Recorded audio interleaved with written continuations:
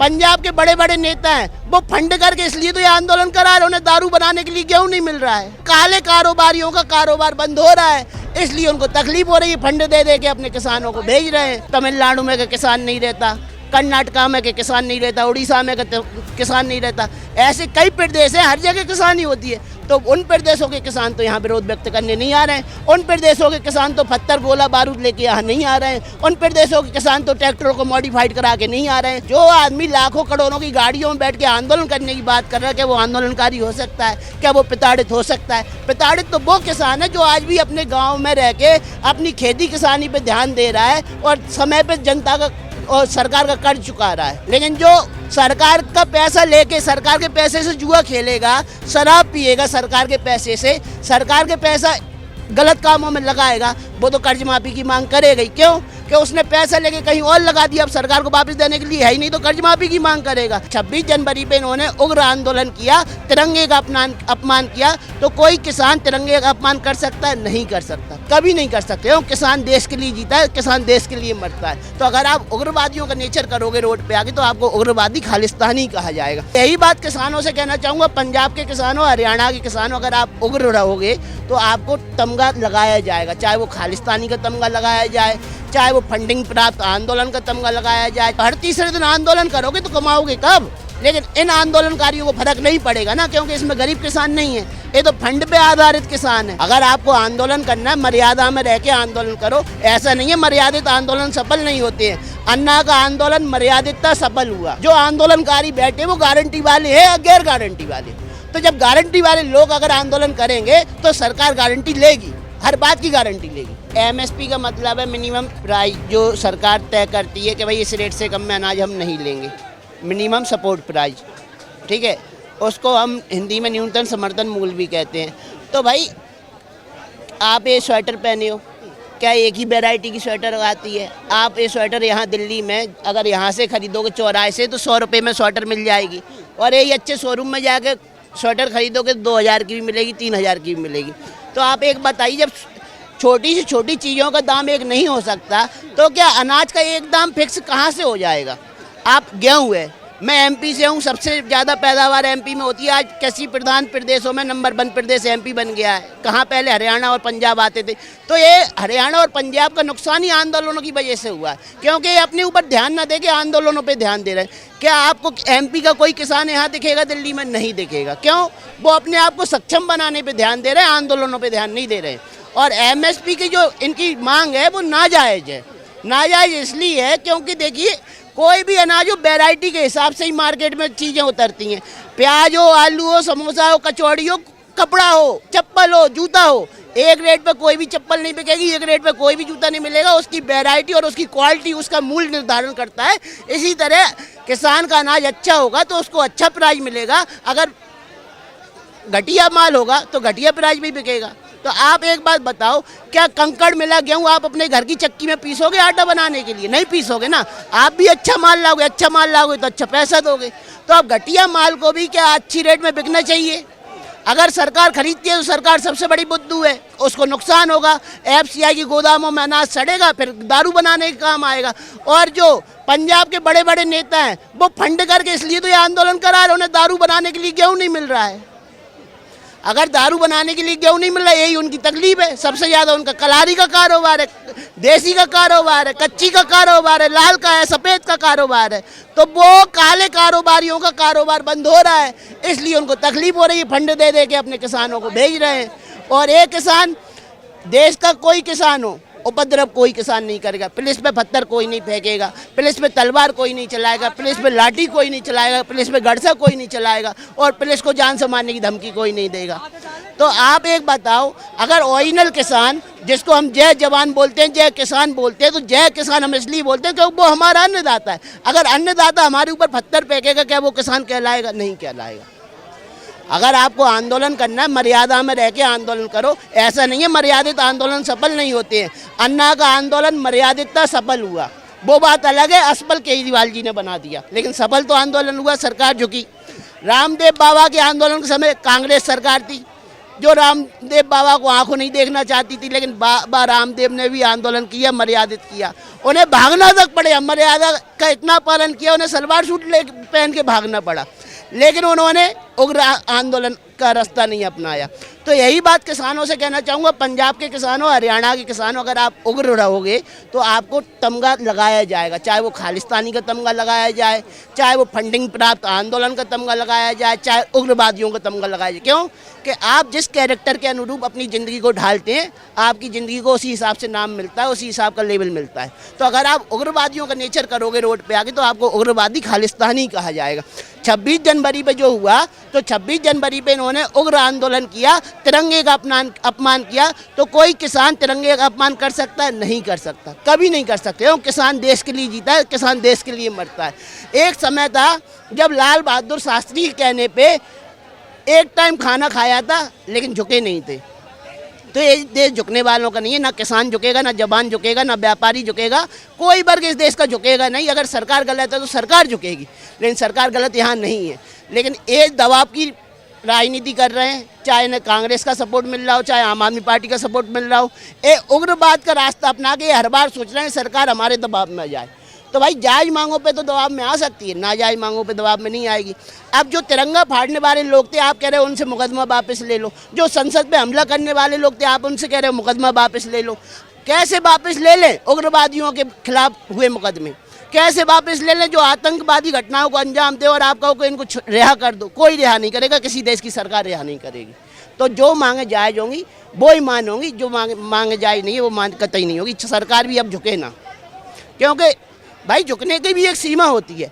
आप एक बात बताओ, पंजाब के किसान ही आंदोलन कर रहे हैं, बिहार में किसान नहीं रहता भैया, एमपी में किसान नहीं रहता, उत्तर प्रदेश में किसान नहीं रहता, हरियाणा में किसान नहीं रहता, क्या तमिलनाडु में किसान नहीं रहता, कर्नाटका में के किसान नहीं रहता, उड़ीसा में किसान नहीं रहता। ऐसे कई प्रदेश हैं, हर जगह किसानी होती है। तो उन प्रदेशों के किसान तो यहाँ विरोध व्यक्त करने नहीं आ रहे हैं, उन प्रदेशों के किसान तो पत्थर गोला बारूद लेके यहाँ नहीं आ रहे हैं, उन प्रदेशों के किसान तो ट्रैक्टरों को मॉडिफाइड करा के नहीं आ रहे हैं, उन प्रदेशों के किसान लाखों की गाड़ियों में नहीं आ रहे हैं। भाई जो आदमी लाखों करोड़ों की गाड़ियों में बैठ के आंदोलन करने की बात कर रहा है, क्या वो आंदोलनकारी हो सकता है? क्या वो प्रताड़ित हो सकता है? प्रताड़ित तो वो किसान है जो आज भी अपने गांव में रह के अपनी खेती किसानी पे ध्यान दे रहा है और समय पे जनता का और सरकार का कर्ज चुका रहा है। ईमानदार किसान कभी कर्ज माफ़ी नहीं मांगता। ईमानदार किसान कहता है मैं तो कर्ज चुका दूंगा। लेकिन जो सरकार का पैसा लेके सरकार के पैसे से जुआ खेलेगा, शराब पिएगा सरकार के पैसे से, सरकार के पैसा गलत कामों में लगाएगा, वो तो कर्ज माफ़ी की मांग करेगा ही। क्यों कि उसने पैसा लेके कहीं और लगा दिया, अब सरकार को वापस देने के लिए है ही नहीं, तो कर्ज माफ़ी की मांग करेगा। या फिर वो चोर है, सरकार का पैसा फ्री में हड़पना चाह रहा है। ईमानदार किसान उस पैसे से 4 गुना पैसा बनाएगा फसल के थ्रू, और सरकार को 1 गुना लौटाएगा, 3 गुना अपनी जेब में रखेगा। घर भी बना ही रहे हैं। कौन सा किसान है आज दुखी है? जो ईमानदारी से खेती किसानी कर रहा है, वो एमपी का एक भी किसान है ना दुखी नहीं है। मैं लिख के दे रहा हूँ, एमपी का एक भी किसान आत्महत्या नहीं कर रहा है आज की डेट में। आज एमपी ने इतनी तरक्की की है कि मध्य प्रदेश पहले 6वें 7वें अब 5वें से ऊपर ही आता था नंबर, आज 1 नंबर पे किसी प्रधान प्रदेशों में गिना जा रहा है। तो क्यों वहाँ का किसान समझदार है, आंदोलन में भ्रमित नहीं होता है, गलत चीज़ों में इन्वॉल्व नहीं होता है, ईमानदारी से कमाता है, ईमानदारी से खाता है। लेकिन इससे पहले भी आरोप लगे थे, जब चुनाव से यूपी चुनाव से पहले जब आंदोलन हुआ था, लगातार लंबे समय तक सालों तक आंदोलन चला, उसमें भी यही आरोप लगे थे कि फर्जी किसान हैं, गलत मांगे हैं। लेकिन सरकार ने उन्हीं नाजायज़ जिन पर आरोप लगा के नाजायज़ मांगे हैं, सरकार ने कानून वापस लिया।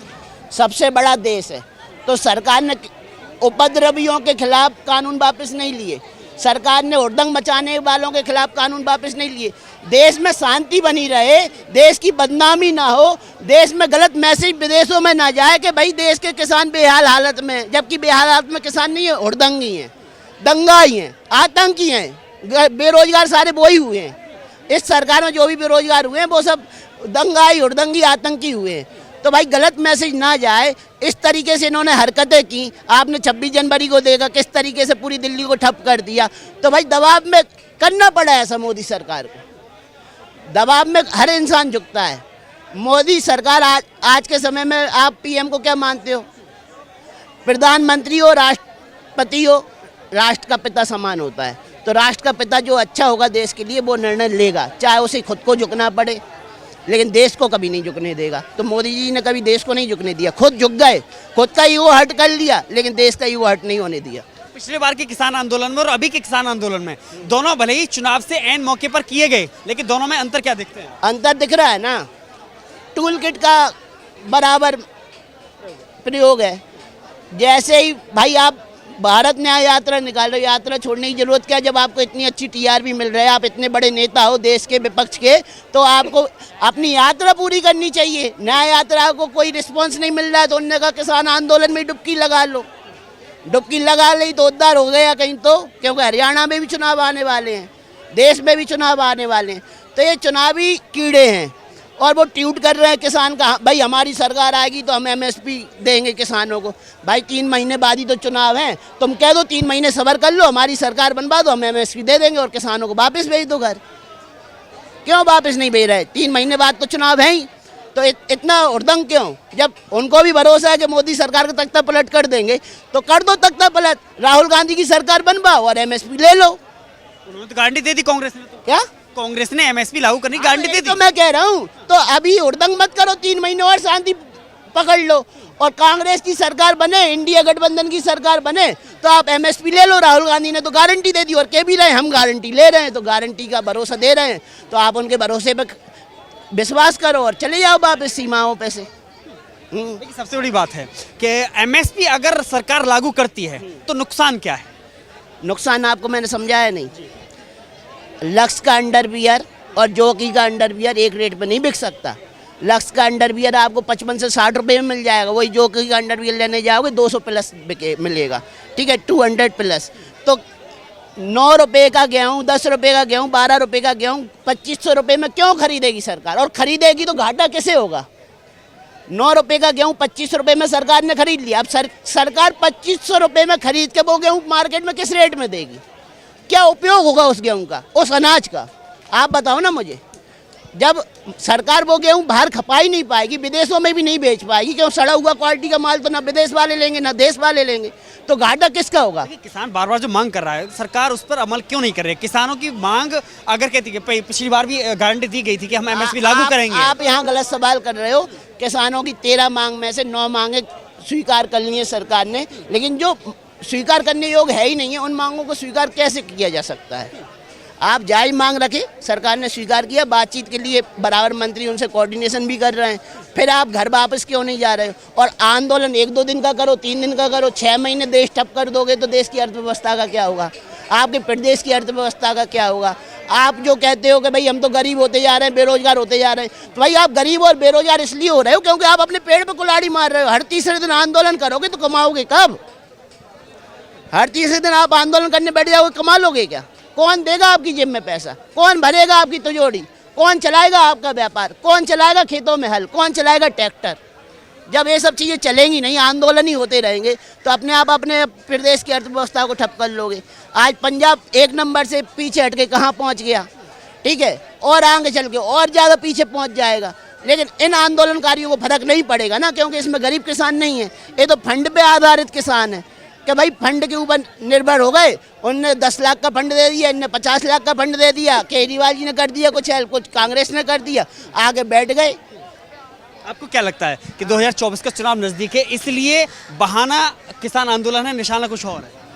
निशाना तो 2024 ही है और किसान खुद ये बात स्वीकार करें। मैं किसान नहीं कहूँगा, किसान आंदोलनकारी, जो आंदोलन के समर्थन में आए हुए लोग हैं, वो इस बात को स्वयं स्वीकार कर रहे हैं। विपक्ष की हम लड़ाई खुद लड़ रहे हैं, आदिवासी की लड़ाई किसान लड़ रहे हैं। भाई इन सब की लड़ाई लड़ने की तुम्हें ज़रूरत क्या है? तुम तो अपनी लड़ाई लड़ो और सुखी जीवन जियो।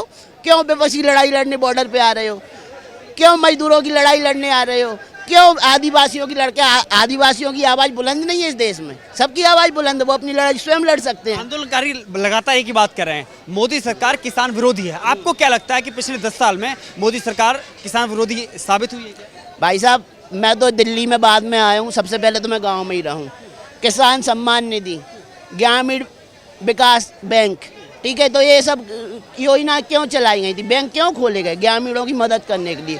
किसान क्रेडिट कार्ड, किसानों को जितना पैसा सरकार दे रही है ना, आज के समय में किसी को नहीं मिलता है।